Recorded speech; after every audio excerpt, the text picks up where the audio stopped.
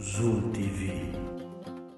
Bonjour ou bonsoir mbokk téléspectateurs yi seetaan Zoom TV tey nag on va aussi s'intéresser surtout à la poule du Sénégal après la publication de Aliou Cissé de la liste.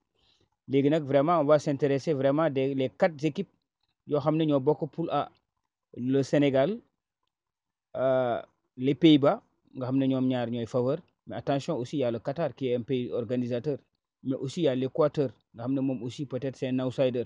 Donc 4 équipes yi en tout cas dinañ ko jéem a développer ci vidéo bi. Toujours sur la poule A, c'est dire simplement que en tout cas les 2 grands favoris c'est le Sénégal ak les Pays-Bas. Match yooyu nag en tout cas je pense que Aliou Cissé fii la war a en tout cas def focus def doolam yëpp ci match boobu, surtout les Pays-Bas. En tout cas c'est un pays en matière de football, c'est un pays très dangereux.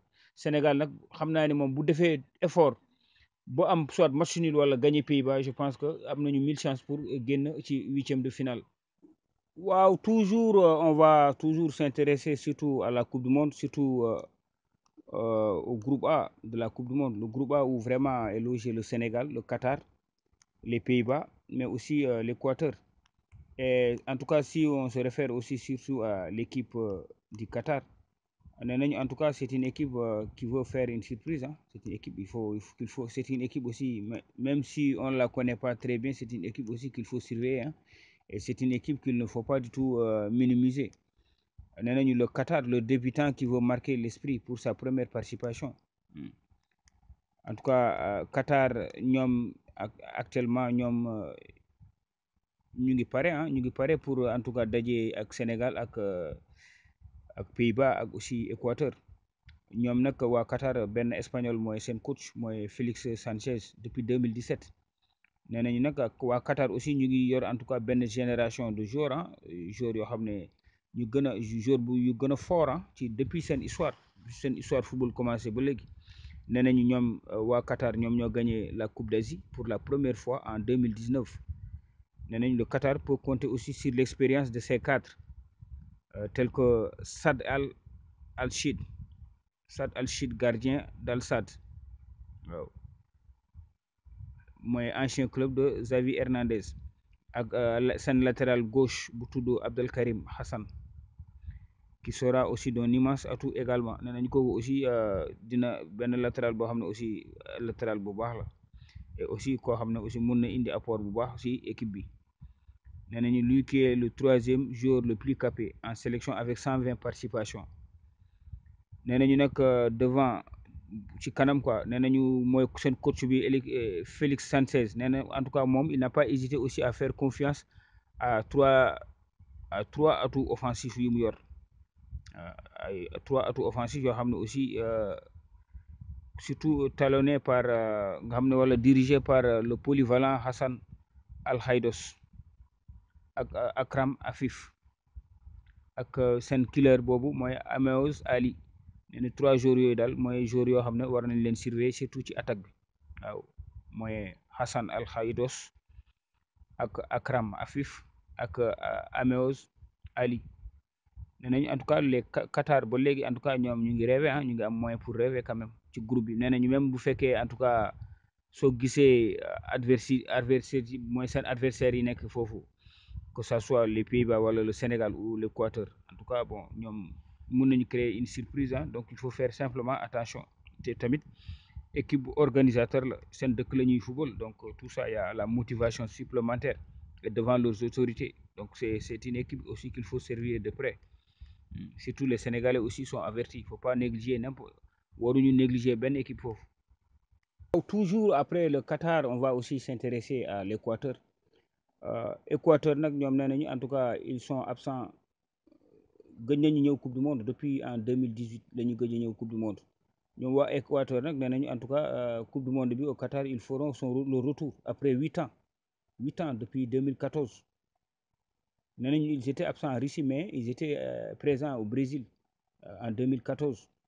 foofu nag ils ont été sortis dès les phases de groupe. waaw nee nañu nag ñoom waa Équateur nekkoon nañu quart de finaliste de la dernière Copa América. nee nañu nag Équateur aussi dafa nekk équipe boo xam ne dañoo mën a jouer trouble fête, c'est-à-dire que en tout cas bu ñu dajee ak équipe yu mag yi la plupart du temps dañ leen di créer ay problèmes quoi. Surtout équipe yu nekk Amérique latine lu mel ne Argentine wala Brésil nee nañu c'est une équipe en tout cas qui joue souvent les troubles faits. waaw nee nañu Argentine ci boppam ñoom daje woon nañu ak Argentine ñu tenir en échec Argentine lors des éliminatoires de ce mondial un but partout en mars dernier. nee nañu sélection boobu nag nga xam ne seen coach mooy Gustavo Alfaro nee nañ en tout cas ñu ngi continuer vraiment tabler ci seen bonne dynamique parce que ñu ngi nekk ci 6 matchs sans défaite. Ils ont été invaincus durant leurs 6 derniers matchs et actuellement ñu ngi ci 44e au classement FIFA du mois d'octobre. nee nañ nag c'est une équipe aussi boo xam ne aussi mën na créer une surprise dans le groupe A. Surtout ñoom seen premier match ñu ngi daje ak Qatar nga xam ne Qatar aussi mooy le pays hôte.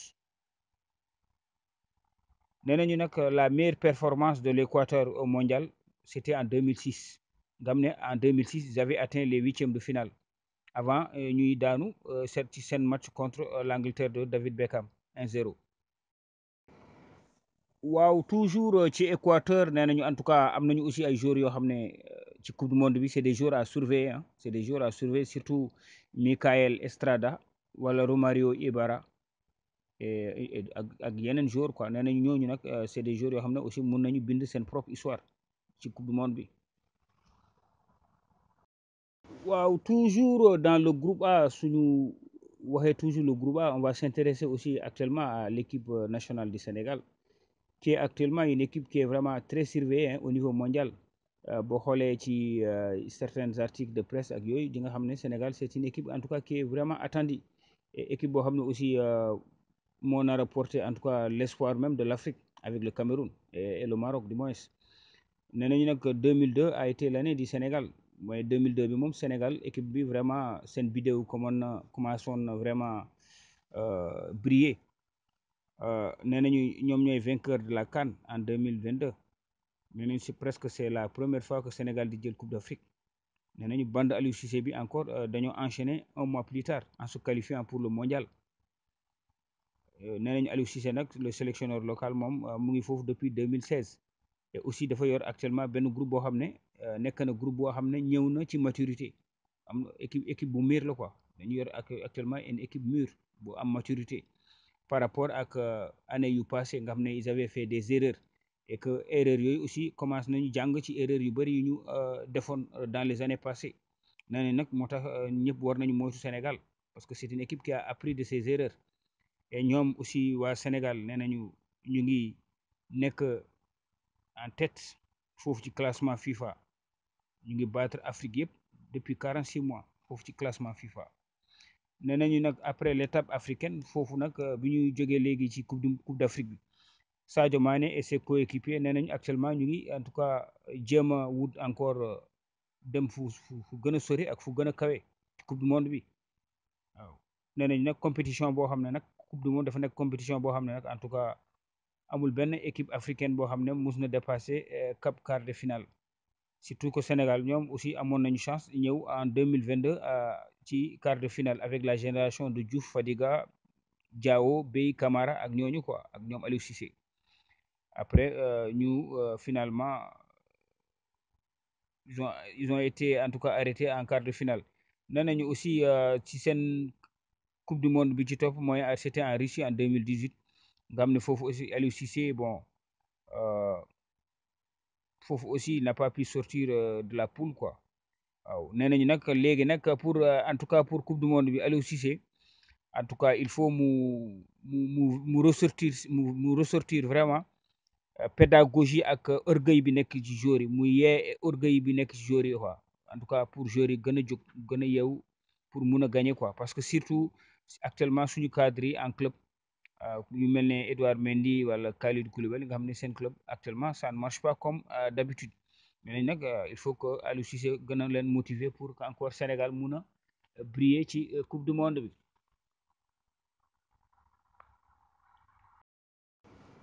waaw toujours ci ActuFoot donc vraiment évidemment ce groupe ça nous intéresse parce que c'est un groupe où le Sénégal actuellement est dans ce groupe mais aussi il y a les Pays-Bas Et pour dire simplement que ces deux équipes, en tout cas, auront une confrontation très suivie, les Pays-Bas et le Sénégal. En tout cas, Pays-Bas et Sénégal, ça va être un match dur, hein, très disputé. Pays-Bas aussi, il n'a pas perdu, les Pays-Bas n'ont pas perdu le moindre match depuis 2021. Les Pays-Bas, presque depuis 2021, ils n'ont pas perdu de match. Et en tout cas, peut-être que cette élimination, en tout cas, ils ont été éliminés en huitième de finale de l'Euro contre la République tchèque, 2-0. En tout cas, depuis Bobonak aussi, les Oranges, en tout cas, ñu ngi nekk ci série de 15 matchs sans la moindre défaite.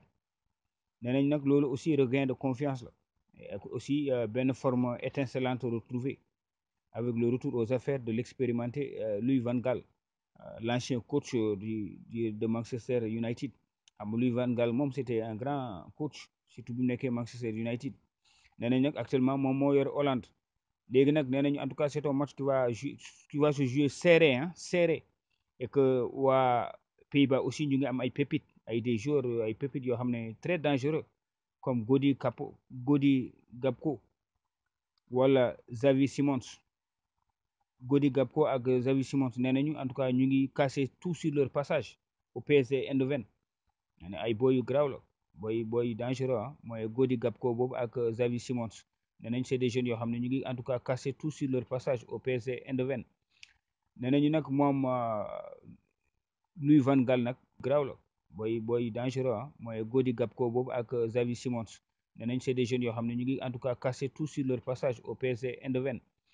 nee nañu nag moom Louis van Gaal nag dafa mel ne comme Aliou Cissé il est aussi confronté aussi ak benn problème mook Aliou Cissé nuro ay problème. nee nañ surtout Aliou Cissé moom comment dirais-je moom Van Gaal li Aliou Cissé am ay joueurs yoo xam ne aussi qui ne jouent pas régulièrement wala joueurs yoo xam ne dañoo manqué compétition.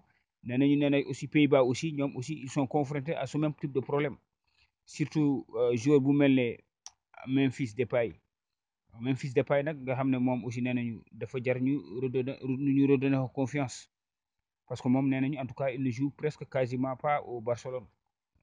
gëj na jouer football au niveau du Barcelone dañ koy teg toujours ci banc de touche. mais aussi nee nañu aussi il n'est pas revenu de blessure à 3 semaines du coup d'envoi moom presque actuellement mu ngi nekk ci blessure. te blessure bi ba léegi wéragul te ñu ngi actuellement à 3 semaines du coup d'envoi de ce match. nee nañu l'autre cas c'est aussi celui de Frenkie de Jong moom aussi mu ngi def banquette pour Sergio Busquets ak Gavi dans le 11 de Xavi. moom aussi actuellement mu ngi toog comme remplaçant di def banquette pour Sergio Busquets wala Gavi ci 11 bi Xavi di teg foofu ci Barcelone. en tout cas même nee nañu même Frenkie de Jong c'est vrai que peut-être que buñ ko mayoon temps de jeu dina gën a mun a kii mais actuellement ça sera quand même très difficile pour mu retrouver le rythme nécessaire pour être au meilleur pour être à son meilleur niveau avec les Pays-Bas.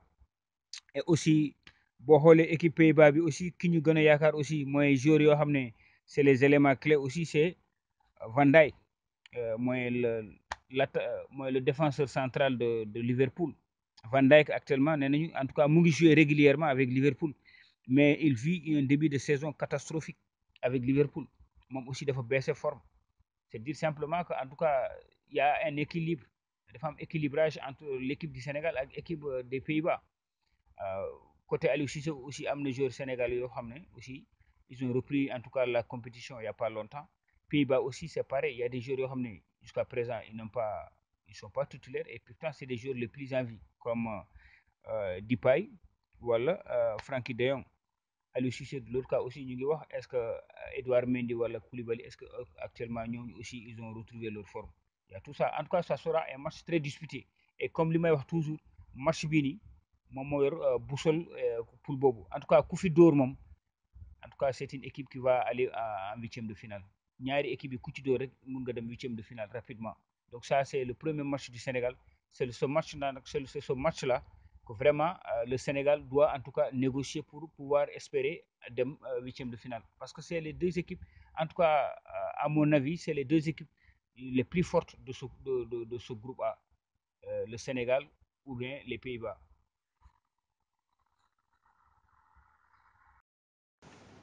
Wow, toujours sur ActiFoot, on va aussi aller surtout en Angleterre. Faut encore pour s'intéresser surtout au cas de Benjamin Mendy, l'international français nga xam ne aussi qui a des origines sénégalaises. moom en tout cas dañ ko accusé woon 7 viols dañ ko accusé woon 7 viols ak tentative de viol ak agression sexuelle. moom Benjamin Mendy nag nga xam ne actuellement il a 28 ans. nee nañu en tout cas moom en tout cas il avait passé devant la justice. nee nañu nag l'ancien joueur de Monaco moom il avait bénéficié en tout cas temps yële nag il avait bénéficié de beaucoup de témoignages yoo xam ne qui étaient à son avantage, ay témoignages yu ko doon jàppale. Mais selon certaines dernières informations de l'équipe nee nañu comportement défenseur bi en tout cas changé na. nee nañu en tout cas il était inflexible au cours des derniers jours nga xam ne interrogatoire yi ñu ko doon def ak contre interrogatoire yëpp yi ko procureur bi laa doon laaj quoi, parce que procureur dafa amoon confrontation ak procureur. nee nañ nag finalement il s'est effondré moom Mendy après ci fin bi il a relâché. Départ dafa bañoon quoi, dafa nekkoon ci benn position bu dëgër, mais nee nañ finalement il s'est effondré ci devant les procureurs quoi. Parce que déjà moom peut-être qu'il a eu des témoignages yu jógee peut-être dans sa famille. Parce que nee nañu le français a notamment essuyé des larmes à la lecture des déclarations écrites de sa famille. Donc peut-être famille am na lu ñu nekk lu ñu am na ay affaires yu ñu génnee contre moom, peut-être que loolu moo tax mu effondré wu. C'est dire simplement que moom en tout cas il risque d'avoir toujours des mêlées avec cette justice, parce que sa famille aussi ne l'a pas du tout. Je pense que famille bi est-ce que commencé wuñ ko lâcher. Toujours ci ActiFoot, on va surtout parler de la fédération danoise de football qualifiée pour le mondial. La fédération danoise de football a annoncé jeudi avoir reçu l'interdiction de porter des maillots en faveur du respect des travailleurs migrants et des droits LGBT au Qatar. Parce que waa Qatar ñoom dañ ñëwoon en tout cas dañuy defar seen maillot yooyu en tout cas dañ ci doon imprimer ay slogan wala ay écriture yoo xam ne dañu doon défendre travailleurs migrants mooy travailleurs yoo xam ne dañu dem Qatar par exemple ñu doon defar stade ak yooyu. nee na pour ñooñu ñu gën a respecter seen droit yi. nee na aussi ñoom ci maillot bi toujours aussi dañ ci bëggoon bind aussi ay slogan wala ay bind yoo xam ne aussi pour défendre LGBT mooy homosexuels yi quoi. Donc nee nañu nag loolu ñoom bi ñu bindee lettre boobu fédération FIFA, waa FIFA nag dañoo bañ loolu. nee nañu en tout cas c'est interdit que équipe yi ñuy bind yenn écriture yi di ko def ci seen maillot pour surtout défendre homosexuel wala di défendre migrants yi. nee nañu ci FIFA ñoom en tout cas dafa nekk association boo xam ne apolitique la, et seen loi daf ko tere muy ñuy bind des trucs des messages à caractère politique wala religieux ci seen compétition. moo tax nag ñoom bi ñu bindee waa fédération équipe danoise Danemark, ñoom nag nee nañu en tout cas ils prennent acte, mais dinañ ko jël aussi en considération. waaw loolu nag en tout cas gars yu bëri nee nañu aussi est-ce que ça risque pas encore créer ay buzz ci médias yi quoi, surtout lettre bi FIFA répondre waa Danemark. Est-ce que loolu aussi du yëkkati benn buzz aussi surtout les LGBT. Parce que waa Qatar moom xam nga pays jullit la. Bon tubaab bi des fois dañ bëgg a ñëw aussi wone ci coupe du monde bi def show quoi, di wone affaire góor jigéen yi quoi. léegi ñoom waa Qatar est-ce que dinañ nangu loolu, parce que ñoom tamit genre chantage la.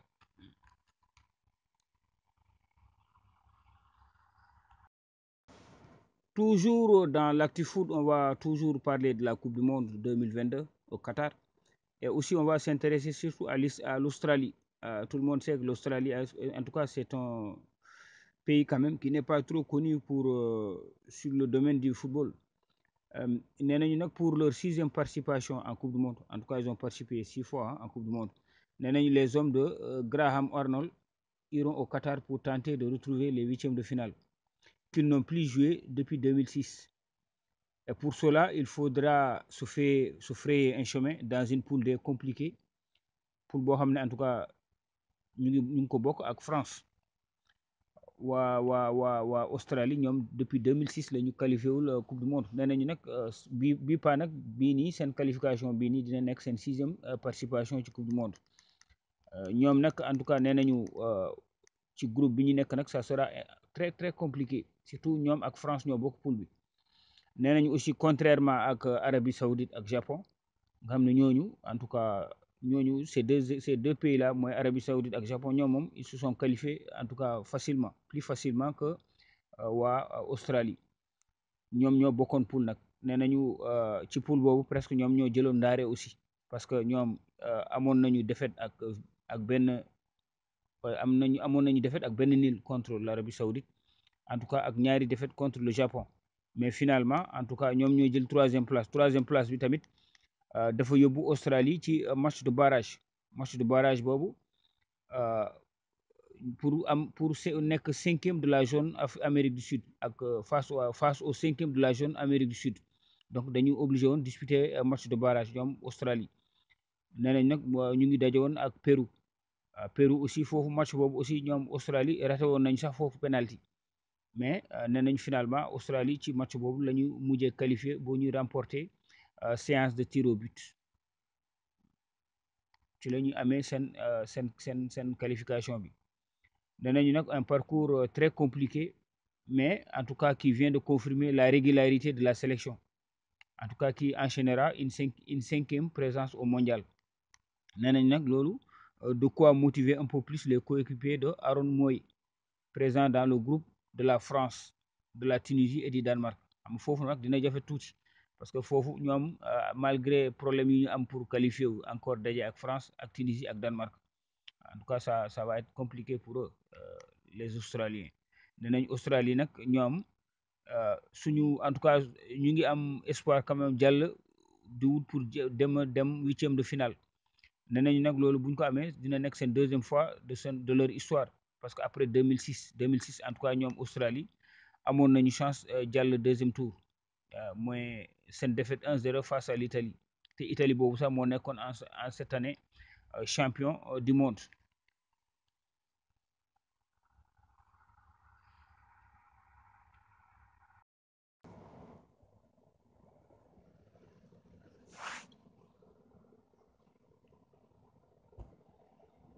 waaw toujours aussi pour revenir ci liste Aliou Cissé bi en tout cas c'est une bonne liste hein c'est une bonne liste bu mu choisir ni c'est une bonne liste seulement soo xoolee ci quelques observations rek c'est que en tout cas tu trouves que bon six n'est pas là bon Aliou Cissé aussi raison bi mu joxe aussi moi je pense que aussi je suis entièrement d'accord nit aussi bu amul club normalement doo ko mën a sélectionner mais je pense que Saliou Ciss aussi am na erreur bi mu def quoi même bu ñëwoon sax au Sénégal wala mu dem ci benn équipe bu ndaw en France continuer di fa entraîner wala continuer di fa jouer je pense que mënoon na am chance pour dem coupe du monde mais aussi toog rek bañ a def dara aussi je pense que Aliou Cissé am na raison aussi lu tax jëlu ko je pense que Aliou Cissé même bu fekkee sax bëggoon na ko jël mais ça trouve qu'il n'a pas de club ça trouve qu'il ne joue pas donc je pense que c'était une logique hein c'est même su fekkee sax tout le monde voulait que en tout cas qu'il soit à la coupe du monde l'autre aussi regret aussi c'est en tout cas moins la non-sélection aussi de Moussa Niakhaté parce que Moussa Niakhaté aussi tout le monde quand même au Sénégal vraiment aimerait que mu ne bokk ci sélection bi mais moom aussi malheureusement qu'il est blessé en tout cas aussi c'est un grand défenseur boo xam ne aussi qui pouvait aussi apporter beaucoup de choses à l'équipe nationale du Sénégal en tout cas ñaar ñooñu moom je pense que ñaar ñooñu bu ñu fekkoon Saliou Ciss amoon na club Moussa Niakhaté aussi était en bonne santé je pense que ñooñu aussi mënoon nañu compléter sélection Aliou Cissé bi l'autre chose aussi c'est que Aliou Cissé gis nañu aussi en tout cas tout le monde aussi est d'accord parce que il faut encore faire la promotion des jeunes parce que avenir bi c'est la jeunesse surtout avec l'arrivée comme de Jackson Nicolas Jackson je pense que c'est très bien c'est une bonne chose c'est un joueur qui est très technique aussi boo xam ne dans l'attaque vraiment wala ci milieu terrain bi il peut nous apporter beaucoup de choses surtout sur les ailes nga jël aussi avec le l'allemand aussi je pense que moom aussi si côté latéral gauche bi il peut apporter beaucoup de choses avec Ballo Touré je pense que avec Iliman Ndiaye aussi je pense que moom avec sa forme bi muy wone surtout ces temps-ci en Angleterre je pense qu'on a besoin de lui je pense que logiquement c'est respecté que Aliou Cissé woo na ko woo aussi woo Jacob woo Nicolas Jackson Je pense que ces 3 nouvelles têtes, c'est encore une bonne chose. Avec Formose Mendy, ces 4 joueurs-là, je pense que ñoo en tout cas compléter mooy liste bi amoon Coupe d'Afrique. Je pense que c'est une bonne chose. Qui manquait rek pour moi, à mon avis, qui manquait, su doon man nag à mon avis quoi, parce que bon, je pense que Pape Ousmane Sakho quand même ça serait été intéressant quand même mu nekkoon ci équipe bi vraiment. C'est un jeune aussi mënoon na apporter beaucoup de choses à l'équipe. Bon, peut-être que aussi c'est le choix d'Aliou Cissé. Mais bon, man, le choix que je conteste un peu, c'est le choix de Diédhiou. Famara Diédhiou, moi je me demande est-ce qu'il est vraiment actuellement en forme. Parce qu'on a vu aussi match yi ñu doon def préparation temps yëpp contre Bolivie, contre Iran ak ñooñu. Bon, je pense qu'on n'a pas vu Famara Diédhiou. Est-ce que Famara, en tout cas, on devait le sélectionner? Est-ce qu'actuellement, jusqu'à présent, bon, moi, en tout cas, il ne me convainc pas. Ça aurait été moi, j'aurais pris quand même un joueur comme Pape Ousmane Sakho. Mais en tout cas, la décision aussi revient à Aliou Cissé.